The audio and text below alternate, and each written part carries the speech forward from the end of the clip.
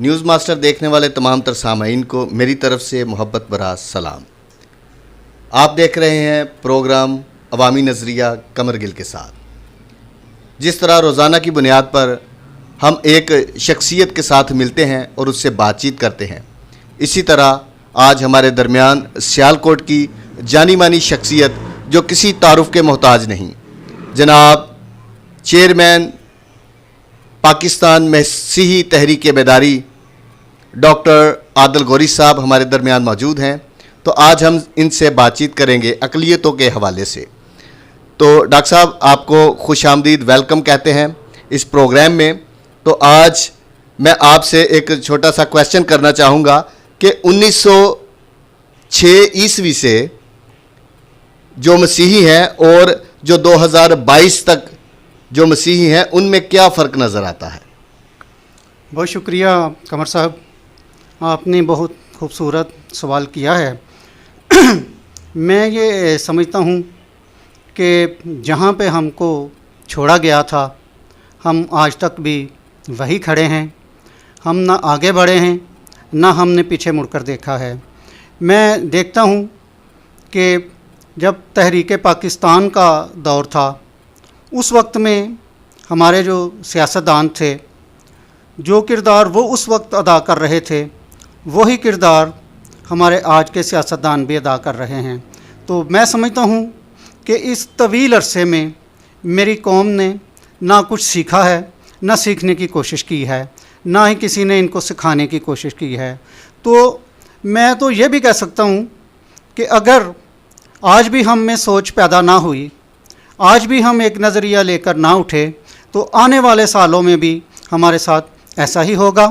ہاں، میں یہ ضرور کہتا ہوں کہ ہم نے معاشی طور پر ترقی کی ہے، ہم نے سیاسی طور پر ترقی نہیں کی، لیکن تعلیم کے میدان میں ہم نے ترقی کی ہے۔ آپ دیکھ رہے ہیں کہ حکومتی رویے کیسے بھی ہوں، آپ کے بچے اسسٹنٹ کمشنر بن رہے ہیں، آپ کے بچے پولیس آفیسر بن رہے ہیں، محکمہ تعلیم میں اعلیٰ سیٹوں پر کام کر رہے ہیں۔ تو یہ جو ساری باتیں ہیں یہ ہر شخص کی ذاتی کوششوں سے ممکن ہوا ہے۔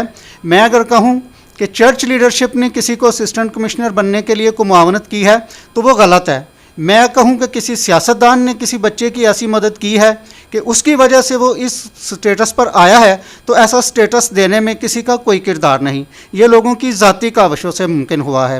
لیکن اگر ہم نے بحیثیت قوم ترقی کرنی ہے، اگر ہم نے ایک قوم بن کر سروائیو کرنا ہے، تو اس کے لیے ان ذاتی کوششوں کے ساتھ ساتھ ہمیں گروہی کوششوں کی ضرورت ہے۔ جی، موجودہ سیاسی صورتحال کے تناظر میں اقلیتیں اب کہاں پر کھڑی ہیں؟ پھر وہی کہوں گا کہ اقلیتوں کا اس ملک میں کوئی وجود نظر نہیں آتا۔ آپ نے ریسنٹلی دیکھا ہے کہ ملک کی تمام سیاسی جماعتوں نے اپنے اپنے پاور شو کیے ہیں، جیسا کہ سب سے پہلے عمران خان نے اسلام آباد میں اپنا شو کیا ہے، تو اس نے اپنی تقریر میں اقلیتوں کو مخاطب ہی نہیں کیا۔ اس نے جو بات کی ہے وہ اہل اسلام سے کی ہے، گویا کہ یہ ملک اہل اسلام کا ہے، باقی لوگ اس کے باشندے ہی نہیں ہیں۔ آپ نے دیکھا کہ عمران خان کے سٹیج پر آپ کو اقلیتوں کا کوئی نمائندہ نظر آیا، یا انہوں نے اس بات کی ضرورت محسوس کی کہ کوئی اقلیتی نمائندہ بھی وہاں پر ان کے جلسے سے خطاب کرے؟ آپ دیکھیں کہ ایجنسیوں نے جو اعداد و شمار دیے ہیں اس کے مطابق یہ مجمع 28,000 لوگوں کا تھا۔ تو اس ملک میں اس وقت تک اگر آپ اقلیتوں کے حقیقی اعداد و شمار دیکھیں تو ہماری جو تعداد ہے وہ 1.5 کروڑ تک جا چکی ہے۔ تو کیا یہ 28,000 لوگ جو وہاں پر آئے ہیں، اگر حکومت کا، تحریک انصاف کا یا کسی دوسری پارٹی کا اقلیتوں کے ساتھ رویہ ایسا ہوتا تو کیا کوئی 5,000 اقلیتی لوگ نہیں وہاں جا سکتے تھے؟ یہ سمجھ لیں کہ پارٹیوں کا بھی فیلئر ہے اور ان نمائندوں کا بھی فیلئر ہے جو مسیحی نمائندے ان کے ساتھ چل رہے ہیں۔ میں نے یہ دیکھا ہے کہ جو گئے ہیں وہ تانگے کی سواریاں لے کر گئے ہیں اور آگے جا کر ان کو جو اہمیت ملی ہے اس کے مطابق ہی انہیں ملی ہے۔ میں یہاں صرف تحریک انصاف کو تنقید کا نہیں باعث بناؤں گا، بلکہ اس کے بعد جو ہوا ہے پی ڈی ایم، جس میں بہت ساری سیاسی جماعتیں تھیں، PDM के जलसे में भी आपने देखा है कि किसी अक़लीती रुकन असम्बली को स्टेज पर नहीं बिठाया गया, किसी अक़लीती रुकन असम्बली को बात करने का मौका नहीं दिया गया। तो मेरा कहने का मकसद ये है कि अक़लियतें जहाँ पे खड़ी थीं वहाँ पे खड़ी हैं। अगरचे पार्टियों के रवैये मुतअस्सिबाना हैं तो हमारी अपनी और गलतियाँ कोताहियाँ भी हैं कि हमने भी अपने आप को मनवाने की कोशिश नहीं की। Thank you very much. Doctor साहब, जिस तरह आप ये बातचीत कर रहे हैं कि अक़लियतों को वो साथ अकाउंट ही नहीं करते कोई भी सियासी जमात, तो इस तरह तो हमारी जो कौम है, अक़लीती कौम जो है, मसीही कौम या अक़लियतें जितनी भी हैं, वो एहसास कमतरी का शिकार होती नहीं नज़र आ रही है आपको? मैं समझता हूँ कि एहसास कमतरी का शिकार हैं। अगर वो एहसास कमतरी का शिकार ना होती तो जो हमारे रुकन असम्बली सिलेक्टेड नुमाइंदे हैं, वो जब पार्टी का इजलास हो रहा होता है ये जलसे करने से पहले, तो वो उन्हें अपना नज़रिया तो देते कि हमें भी मौका दें कि हम अपनी कम्युनिटी की बात कर सकें।